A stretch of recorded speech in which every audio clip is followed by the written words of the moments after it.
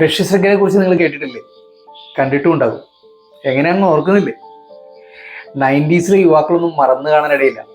വൈശാലി എന്നുള്ള ചിത്രം MT വാസുദേവൻ നായർ രചിച്ച് ഭരതൻ സംവിധാനം ചെയ്ത ഒരു കളർഫുൾ ചിത്രം. ലോമപാത മഹാരാജാവുമായിട്ട് ബാബുവിനുടെ ആ ഒരു മാസ് ലുക്കും ഒക്കെ കൂടി ചിത്രം കളർഫുൾ തന്നെയെന്ന് പറയാതിരിക്കാനാവില്ല. അംഗരാജ്യത്ത് മഴ പെയ്യാൻ കാരണക്കാരനായ ഋഷ്യശൃംഖന് ശ്രീരാമതാപരമായിട്ട് ഒരു കണക്ഷനും ഉണ്ട്. അത് ഞാൻ ഈ വീഡിയോയുടെ അവസാനം പറയാം കേട്ടോ. അപ്പോൾ ഋഷ്യശൃംഖന്റെ കഥ ഇതേവരെ കേട്ടിട്ടില്ലാത്ത കൂട്ടുകാർക്കായിട്ട് ഒന്ന് പറയാൻ ശ്രമിക്കാം. എന്തായാലും പൂർണ്ണമായിട്ട് കണ്ടു നോക്കൂട്ടോ. ഓക്കെ, പോകാം വീഡിയോയിലേക്ക്. മഹാഭാരതത്തിലെ വനപർവ്വത്തില് ലോമശ മഹർഷി യുധിഷ്ഠിര മഹാരാജാവിന്റെ തീർത്ഥയാത്രാ വേളയിൽ അദ്ദേഹത്തിന് പറഞ്ഞു കൊടുക്കുന്ന പല കഥകളിലെ ഒന്നാണ് ഈ ഋഷ്യശൃംഖന്റെ കഥ. അത് നമുക്ക് വിശദമായിട്ട് തന്നെ അതിലൂടെ ഒന്ന് കടന്നു പോകാം. നമ്മൾ മനുഷ്യരുടെ നിത്യജീവിതത്തിലെ സ്പർശിക്കുന്ന നിരവധി കഥകളുടെ ഒരു സമാഹാരമാണ്, ഒരു സാഗരമാണ് മഹാഭാരതം എന്നുള്ള കാര്യം ഞാൻ പ്രത്യേകം പറയേണ്ടല്ലോ. അതിൽപ്പെട്ട ഒരു വിചിത്രമെന്ന് തോന്നാമെങ്കിലും അതിമനോഹരമായിട്ടുള്ളൊരു കഥയാണ് ഈ ഋഷ്യശൃംഖന്റേത്. സ്ത്രീ എന്നൊരു ജീവിവർഗം ഭൂമിയിലുണ്ട് എന്നുള്ളൊരു തോന്നൽ പോലും ഇല്ലാതെ തൻ്റെ അച്ഛനെ മാത്രം കണ്ടു വളർന്ന ഒരു മുനികുമാരന്റെ കഥയാണ് ഋഷ്യശൃംഖന്റെ കഥ. കശ്യപ മഹർഷിയുടെ വംശത്തിൽ പിറന്ന ഒരു മുനിശ്രേഷ്ഠനായിരുന്നു നിഭണ്ഡക മഹർഷി. അദ്ദേഹം അതീവ തപസ്വിയായിരുന്നു, പ്രതാപവാനായിരുന്നു. അദ്ദേഹം ഒരിക്കൽ നദിയിൽ കുളിച്ചുകൊണ്ടിരിക്കും. അതുവഴി വന്ന ഉർവശി അറിയാലോ, ദേവസുന്ദരിയാണ്. ഉർവശിയുടെ സൗന്ദര്യത്തിൽ ഒന്ന് മനസ്സ് ഇടറിപ്പോയ അദ്ദേഹത്തിന്റെ വീര്യം നദീജലത്തിൽ പതിച്ചു. അതേസമയം അവിടെ വെള്ളം കുടിക്കാനായിട്ട് വന്ന ഒരു മാൻ ഈ വെള്ളം കുടിക്കാൻ ഇടവരികയും അദ്ദേഹത്തിന്റെ വിഭണ്ഡകന്റെ വീര്യത്തിൽ നിന്ന് ആ മാൻപേട ഗർഭം ധരിക്കുകയും ചെയ്തു. ഈ മാൻപേട എന്ന് പറയുന്നത് മുൻ ജന്മത്തിലൊരു ബ്രാഹ്മണ സ്ത്രീ ആയിരുന്നു എന്നാണ് പറയുന്നത്. അവൾക്ക് ഒരു ശാപം കിട്ടിയിട്ട് മാന്റെ രൂപത്തിലേക്ക് ആയതാണ്. ഈ മാൻപേട ഇദ്ദേഹത്തിന്റെ രഥസിൽ നിന്ന് ഗർഭം ധരിച്ചിട്ട് യഥാകാലത്ത് ഒരു വിചിത്രമായിട്ടുള്ള ശിശുവിന് ജന്മം നൽകിയെന്ന് പറയുന്നത്. വിചിത്ര രൂപി എന്ന് പറയാനുള്ള കാരണം വിഭണ്ഡകന്റെ രേതസിൽ നിന്ന് മാനിന്റെ ഉദരത്തിൽ ജനിച്ച ഈ ആൺകുഞ്ഞിന് ഒരു പ്രത്യേകത ഉണ്ടായിരുന്നു. അവന്റെ ശിരസില് ഋഷ്യത്തിന്റെ ശൃംഗം പോലെ, അതായത് മാനിന്റെ കൊമ്പ് പോലെ ചെറിയൊരു കൊമ്പുണ്ടായിരുന്നു. അതുകൊണ്ട് അവനെ ഋഷ്യശൃംഖൻ എന്ന് പേരിട്ട് വിളിച്ചു. വിഭണ്ഡകൻ ഈ മകനെ വളർത്തിയത് എങ്ങനെയാന്ന് വെച്ചിട്ടുണ്ടെങ്കിൽ ലോകത്തിലെ ഒരു കാപട്യവും ഒരു കന്മഷവും തട്ടാതെ ലോകത്ത് മറ്റൊരു ആളും അവനെ പോലെ ഇല്ല എന്നുള്ളൊരു തോന്നൽ ഉണ്ടാക്കുന്ന വിധത്തില് ഉൾക്കാട്ടില് തന്റെ ആശ്രമത്തില് അത്രയ്ക്ക് എന്താ പറയുക സാത്വികനായിട്ടാണ് വളർത്തി പരിശീലിപ്പിച്ചത്. ഋഷ്യശൃംഖന്റെ കാഴ്ചപ്പാടില് അവന്റെ അച്ഛനല്ലാതെ മറ്റൊരു മനുഷ്യജീവി അവൻ കണ്ടിട്ടില്ല എന്നുള്ളതാണ്. അത്രയ്ക്ക് കന്മഷം നിർമ്മലനായിട്ടുള്ളൊരു താപസകുമാരനായിട്ടാണ്, മുനികുമാരനായിട്ടാണ് ഋഷ്യശൃംഖൻ വളർന്നത്. ഋഷ്യശൃംഖൻ ഇങ്ങനെ നിർമ്മല ചിത്തനായിട്ട് കാട്ടിൽ വളരുന്ന വർഷത്തില് അംഗരാജ്യത്ത് വളരെ കഷ്ടതകൾ അനുഭവിക്കുന്ന ഒരു അവസരം അവിടെ എടുക്കുകയുണ്ടായി. അതിന്റെ കാരണം എന്താണെന്ന് വെച്ചിട്ടുണ്ടെങ്കിൽ ലോമപാത രാജാവായിരുന്നു അംഗരാജ്യം ഭരിച്ചിരുന്നത്. അദ്ദേഹം ഒരിക്കലും തന്റെ കൊട്ടാരത്തിൽ വെച്ചിട്ട് ഒരു ബ്രാഹ്മണ ശ്രേഷ്ഠനോട് അനുചിതം പ്രവർത്തിച്ചിട്ട്, അതായത് മോശമായിട്ട് പെരുമാറിയിട്ടുണ്ട്. അതുവഴി അദ്ദേഹം ബ്രാഹ്മണ ശാപത്തിന് ഇരയായി. അതിനെ തുടർന്ന് അംഗരാജ്യത്ത് മഴ പെയ്യാതായി എന്ന് പറയുന്നു. വിളകളെല്ലാം കരിഞ്ഞു. മഴയില്ലാതായി എന്ന് പറയുമ്പോൾ മഴയില്ലാതായി എന്ന് പറയുമ്പോൾ ഉള്ള അവസ്ഥ നമുക്ക് ഊഹിക്കാമല്ലോ. നാടെങ്ങും വരൾച്ച നേരിട്ടു. വിളകൾ വേണ്ട വിധത്തിൽ ലഭിക്കാതായി. ഒരു ക്ഷാമത്തിന്റെ അവസ്ഥ രാജ്യത്തെങ്ങും ഉടലെടുത്തു.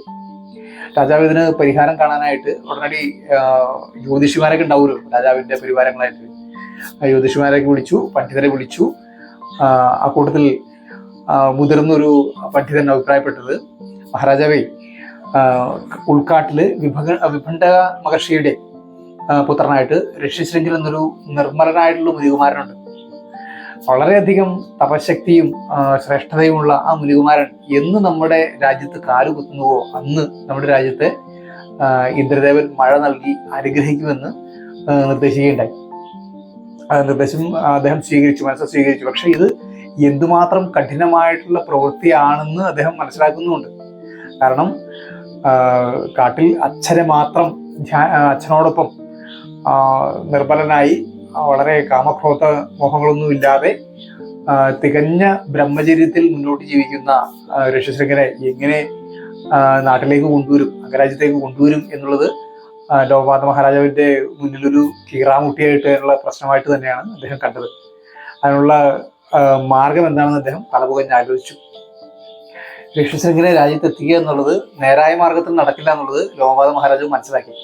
അതിനായിട്ട് അദ്ദേഹം തന്റെ മന്ത്രിമാരുമായിട്ട് കൂടിയാലോചിച്ചു. കൂട്ടത്തിലൊരു വൃദ്ധനായിട്ടുള്ള മന്ത്രി ഒരു ഉപായം നിർദ്ദേശിച്ചു. അത് നല്ലൊരു ഉപായമായിട്ട് രാജാവിന് തോന്നുകയും ചെയ്തു.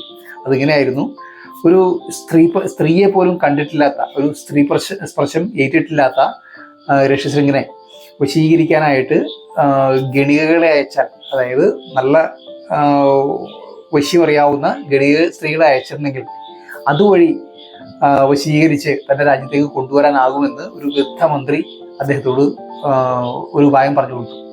ഏതായാലും ആ ഉപായം അദ്ദേഹം സ്വീകരിച്ചു. ലോകമാത മഹാരാജാവ് ആ ഉപായം സ്വീകരിച്ചിട്ട് തന്റെ രാജ്യത്തെ പ്രസിദ്ധയായിട്ടുള്ള ഒരു വൃദ്ധയായിട്ടുള്ള ഗണികയെ അതിനായിട്ട് ചുമതലപ്പെടുത്തുകയും ആ വൃദ്ധയായ ഗണിക സ്ത്രീ തൻ്റെ സ്വന്തം മകളെ ഈ ഒരു ചുമതല ഏൽപ്പിച്ചു വിടുകയാണ്. രാജാവ് ഗണികക്കായിട്ട് തയ്യാറാക്കി കൊടുത്ത നൗക, അതിപ്പോ നമ്മള് കുമരകത്തൊക്കെ കാണില്ലേ, ഹൗസ് ബോട്ട്, അങ്ങനെ ഒന്ന് മനസ്സിൽ കണ്ടാൽ മതി. അതിൽ സർവ്വ സൗകര്യങ്ങളും ഒപ്പം നല്ല എന്താ പറയുക, ഇൻഡോർ പ്ലാന്റുകൾ എന്നൊക്കെ പറയില്ലേ, നല്ല കാണാൻ ഭംഗിയുള്ള സസ്യലതാദികളൊക്കെ വെച്ച് പിടിപ്പിച്ച് വളരെ മനോഹരമായിട്ടുള്ള രീതിയിൽ അറേഞ്ച് ചെയ്തിട്ടൊരു നൗക തയ്യാറാക്കി കൊടുത്തു. ഇങ്ങനെ തയ്യാറാക്കി കൊടുത്ത നൗകയുമായിട്ട് ഋഷ്യശൃംഖന്റെ ആശ്രമം സ്ഥിതി ചെയ്യുന്ന ഇടത്തിന്റെ അരിയിൽ കൂടി ഒഴുകുന്ന നദീതീരത്തേക്ക് ഈ വഞ്ചി അടുപ്പിച്ചു.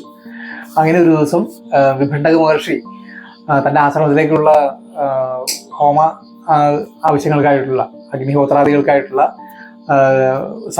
സാമഗ്രികൾ ശേഖരിക്കാനായിട്ട് ഉൾക്കാട്ടിലേക്ക് പോയ സമയം ഈ സുന്ദരി ഋഷ്യശൃംഖനെ സമീപിച്ചു. ഋഷ്യശൃംഖൻ അമ്പരുന്നു. കാരണം ഒരു സ്ത്രീ എന്നൊരു വർഗം തന്നെ ഭൂമിയിലുള്ളവരും ഋഷ്യശൃംഖന് അറിയുമായിരുന്നില്ല. കേട്ടാൽ അത്ഭുതം തോന്നും, എന്നാലോചിച്ച് നോക്കൂ. അപ്പോൾ ഇതൊരു വന്നിരിക്കുന്ന ഒരു മുനി, തന്നെ പോലെ തന്നെ ഒരു മുനികുമാരനാണ് എന്നാണ് ഋഷ്യശൃംഖൻ കരുതുന്നത്. കാരണം തൻ്റെ പിതാവിനെ അല്ലാതെ മറ്റൊരു മനുഷ്യജീവിയെ ഋഷ്യശൃംഖൻ അന്നേ വരെ കണ്ടിട്ടില്ലായിരുന്നു. അപ്പോൾ ഇത് കാണുമ്പോൾ സ്വാഭാവികമായിട്ടും അത്ഭുതപ്പെടാതെ വേറെ വഴിയൊന്നുമില്ല. അങ്ങനെ ഈ മുനികുമാരനെന്ന് തെറ്റിദ്ധരിച്ച് ഈ ഗണിക സ്ത്രീയുടെ കരസ്പർശമേറ്റോടുകൂടി എന്താ പറയുക, ഒരു വല്ലാത്തൊരു ലോകത്തിലായി തീർന്നു ഋഷ്യശൃംഖൻ. ഋഷ്യശൃംഖനെ പറഞ്ഞ് പ്രലോഭിപ്പിച്ച് നാട്ടിലേക്ക് കൊണ്ടുവരാനുള്ള സൂത്രങ്ങളുമായിട്ടാണ് ഈ ഗണിക സ്ത്രീ വന്നിട്ടുള്ളത് എന്നുള്ളത് മുനികുമാരനോട്ട് അറിയുന്നുമില്ല. ഈ ഗണിക സ്ത്രീ ഋഷ്യശൃംഖനായിട്ട് താൻ കരുതിയിരുന്ന മധുര പലഹാരങ്ങളും ലഹരി ചേർത്ത പാനീയങ്ങളും ഒക്കെ കുടിക്കാനായിട്ട് നൽകി. ഇതിൻ്റെയൊക്കെ രുചി ആദ്യമായിട്ട് ആസ്വദിച്ച ഋഷ്യശൃംഖൻ വളരെയധികം ആനന്ദം കൊണ്ടു. കാരണം അത് അത്രയും രുചികരമായിട്ടുള്ള പഴങ്ങളോ പാനീയങ്ങളോ ഒന്നും മുൻപ് ഇതുവരെ ഋഷ്യശൃംഖൻ കഴിച്ചിരുന്നില്ല. ഒപ്പം ഈ വന്നിട്ടുള്ള സ്ത്രീ ഇവനെ പുണരാനും ആരംഭിച്ചു. അപ്പോൾ ആലോചിക്കാം എന്തായിരിക്കും ഈ മുനികുമാരന് സംഭവിച്ചിട്ടുള്ള മാറ്റം എന്താണ്. എന്തായാലും വിഭണ്ഡക മഹർഷി വരുന്നതിന് മുമ്പ് അന്നത്തെ ദിവസം, ആദ്യമായിട്ട് ആശ്രമം സന്ദർശിച്ച ദിവസം അധികം വൈകാതെ തന്നെ ഈ വന്നിട്ടുള്ള സ്ത്രീ വഞ്ചിയിലേക്ക് മടങ്ങി. ഋഷ്യശൃംഖന് എന്തോ പറ്റിയിട്ടുണ്ടെന്നുള്ളത് വന്ന പാടെ, ആശ്രമത്തിലേക്ക് തിരികെ വന്ന പാടെ വിഭണ്ഡക മഹർഷിക്ക് മനസ്സിലാക്കാൻ പറ്റിയിട്ടുണ്ട് കേട്ടോ. എന്ന് വെച്ചിട്ടുണ്ടെന്നുണ്ടെങ്കിൽ വളരെ അലക്ഷ്യമായിട്ട്, അശ്രദ്ധമായിട്ട് ആശ്രമത്തിൽ ചുറ്റിത്തിരിയുന്ന ഋഷ്യശൃംഖനെയാണ് അച്ഛൻ തിരികെ ആശ്രമത്തിൽ വന്നപ്പോൾ കണ്ടത്. ഹോമാഗ്നി ജ്വലിപ്പിച്ചിട്ടുള്ള, ജപം മുടങ്ങിയിരിക്കുന്നു. എല്ലാ തരത്തിലും ഒരു അശ്രദ്ധയും അലസതയും ബാധിച്ച മകനെയാണ് വിഭണ്ഡക മഹർഷി വന്ന് കാണുന്നത്. എന്താണ് കാര്യം എന്ന് ചോദിക്കുന്നതിന് മുമ്പേ തന്നെ മകൻ അച്ഛനോട് പറഞ്ഞു, ഈ നടന്നിട്ടുള്ള സംഭവങ്ങളെല്ലാം തന്നെ പറഞ്ഞു. ഇതൊരു വന്നിട്ടുള്ള ഒരു സ്ത്രീയാണെന്നൊന്നും ഇദ്ദേഹം തിരിച്ചറിയുന്നില്ല. ഒരു മുനികുമാരൻ വന്നിട്ടുണ്ടായിരുന്നു. ആ കുമാരന് നമ്മളിൽ നിന്ന് വ്യത്യസ്തമായിട്ടുള്ള കാഴ്ചയിലുള്ള രൂപവ്യത്യാസങ്ങളും വന്ന് പറഞ്ഞ കാര്യങ്ങളും തന്ന ഫലങ്ങളും തന്ന പാനീയങ്ങളും എല്ലാം തന്നെ വിശദമായിട്ട് അച്ഛനോട് മകൻ പറഞ്ഞു കേൾപ്പിക്കാം. അദ്ദേഹത്തിന് കാര്യം മനസ്സിലായി. നിന്നെ വഴിതെറ്റിക്കാനായിട്ട്, നിന്റെ ബ്രഹ്മചര്യം മുടക്കാനായിട്ട് വന്നിട്ടുള്ളതാണ്. അത് ഒരു മുനികുമാരനല്ല എന്ന് പറഞ്ഞെങ്കിലും അത് ബോധ്യമായില്ല ഋഷ്യശൃംഖന്. തൊട്ടടുത്ത ദിവസവും വിഭണ്ഡക മുനി തൻ്റെ ആശ്രമത്തിൽ നിന്ന് പുറത്തു പോയ ആ സമയം നോക്കിയിട്ട് ഈ ഗണിക സ്ത്രീ ഋഷ്യശൃംഗന്റെ അടുത്തേക്ക് എത്തിച്ചേർന്നു. അച്ഛൻ തലേ ദിവസം പറഞ്ഞ മുന്നറിയിപ്പുകളൊക്കെ അവഗണിച്ചിട്ട് ഋഷ്യശൃംഗൻ അവളെ ഹാർദമായിട്ട് സ്വീകരിക്കുകയുണ്ടായത്. ഋഷ്യശൃംഗനെ പറഞ്ഞ് പ്രലോഭിച്ച് നിന്റെ ആശ്രമ പരിസരത്തെക്കാളും സുന്ദരമായിട്ടുള്ള ഇടം ഞാൻ കാണിച്ചു തരാമെന്ന് പറഞ്ഞ് ഈ മുനികുമാരനെ വഞ്ചിയിലേക്ക് വിളിച്ചുകൊണ്ടുപോവുകയാണ് ഇവള്. പെണ്ണൊരുമ്പെട്ടാന്ന് പറഞ്ഞിട്ടുണ്ടെങ്കിൽ അറിയാലോ, തീരുമാനിച്ചിട്ടുണ്ടെങ്കിൽ നടത്തുമെന്ന് സാരം. അപ്പോൾ മുനികുമാരനെ ആനയിച്ച് ഈ നൗകയിലേക്ക് കയറ്റിയതും കൂടെ ഉണ്ടായിരുന്ന മറ്റ് ഗണികകൾ അത് ഋഷ്യശൃംഗനെ അറിയാതെ ഈ നൗകയുടെ നങ്കൂരം മാറ്റി അംഗരാജ്യത്തേക്ക് പുറപ്പെടുകയാണ്. ഇയാളത് അറിയുന്നില്ല, ഇയാളെ ട്രാപ്പ് ചെയ്ത് കൊണ്ടുപോകണമെന്നുള്ള ഒരു ബോധമൊന്നും അദ്ദേഹത്തിനില്ല. ഈ സുന്ദരിയുടെ വാക്ക് കേട്ടിട്ട്, സുന്ദരിയാണെന്ന് തിരിച്ചറിയുന്നില്ല, അതാ രസം. അങ്ങനെ അംഗരാജ്യത്തേക്ക് പോകുന്നു. അംഗരാജ്യത്തേക്ക് ചെന്നതും പിന്നെയാണ് അത്ഭുതം നടക്കുന്നത്.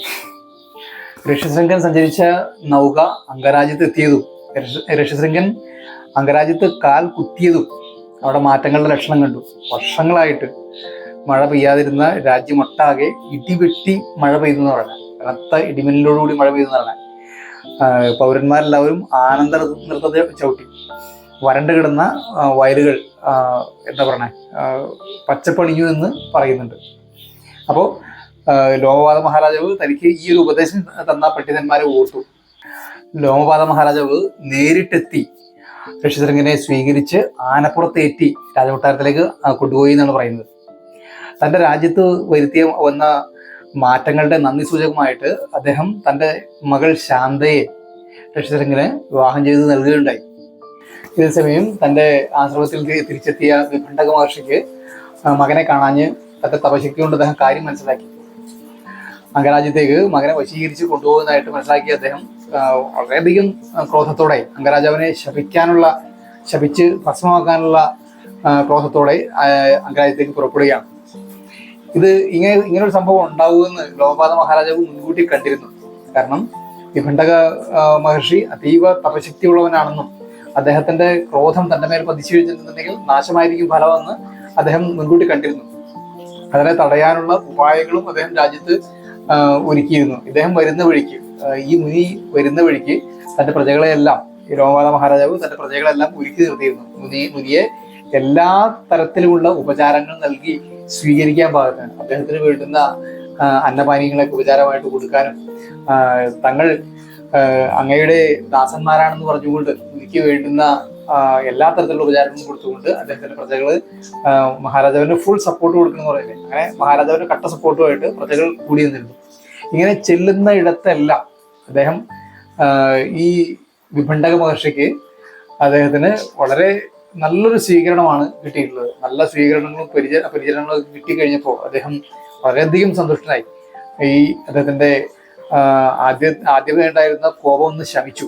രാജാവിനെയും അംഗരാജ്യത്തെയും ഒക്കെ ശപിച്ചു ഭസ്മമാക്കി കളയാന്നുള്ളൊരു തീരുമാനത്തിലായിരുന്നല്ലോ അദ്ദേഹം വന്നത്. ആ തുടക്കത്തിലുണ്ടായിരുന്ന കോപമൊക്കെ ശമിച്ച് വിഭണ്ഡക മഹർഷി ശാന്തനായി. അങ്ങനെ ഒടുവിൽ കൊട്ടാരത്തിലെത്തി വിഭണ്ഡക മഹർഷിയെ എതിരേറ്റത് തൻ്റെ മകനും മരുമകളായിട്ടുള്ള ശാന്തയുമാണ്. രാജകുമാരി അദ്ദേഹത്തിന്റെ കാൽക്കൽ, ഈ വിഭണ്ഡക മഹർഷിയുടെ കാൽക്കൽ വീണ് അനുഗ്രഹം തേടി. എല്ലാ ഉപചാരങ്ങളും വളരെ വേണ്ടുന്ന മുറയ്ക്ക് തന്നെ അവൾ നിർവഹിച്ചു. അങ്ങനെ തൻ്റെ മരുമകളുടെ പെരുമാറ്റത്തിലും ഉപചാരങ്ങളിലും ഒക്കെ വളരെയധികം സന്തുഷ്ടനായിട്ടുള്ള വിഭണ്ഡക മഹർഷി തൻ്റെ മകന് മുന്നിൽ ഒരു നിബന്ധന വെച്ചു കിട്ടും. ഈ കാര്യങ്ങളൊക്കെ ശരിയാണ്, സന്തോഷവാനായി. ഈ സൗകര്യങ്ങളിലും തന്ന ഉപചാരങ്ങളിലുമൊക്കെ അദ്ദേഹം നല്ല രീതിയിൽ തന്നെ പ്രസാദിച്ചു എന്നുള്ളത് സത്യമാണ്. എങ്കിലും അദ്ദേഹം തൻ്റെ മകന് മുമ്പിൽ ഒരു നിബന്ധന വെച്ചു.